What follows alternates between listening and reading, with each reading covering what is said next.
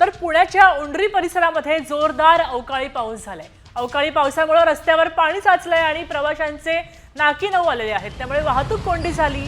दरम्यान उकाड्यानं हैराण झालेल्या नागरिकांना मात्र काहीसा दिलासा मिळालेला आहे।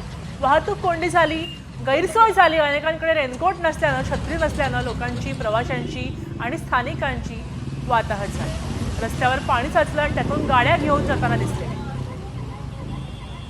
पुढं पुन्हा तुंबलेलं आहे।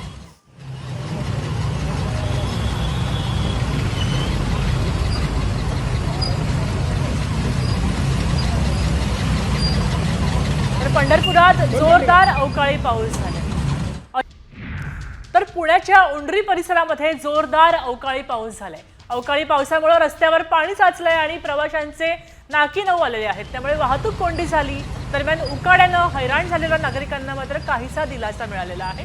वाहतूक कोंडी झाली, गैरसोय झाली। अनेकांकडे रेनकोट नसल्यानं, छत्री नसल्यानं लोकांची, प्रवाशांची आणि स्थानिकांची वाताहत झाली। रस्त्यावर पाणी साचलं आणि त्यातून गाड्या घेऊन जाताना दिसले।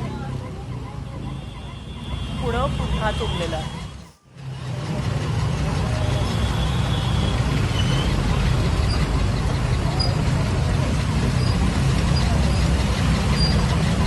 तर पंढरपुरात जोरदार अवकाळी पाऊस झाला।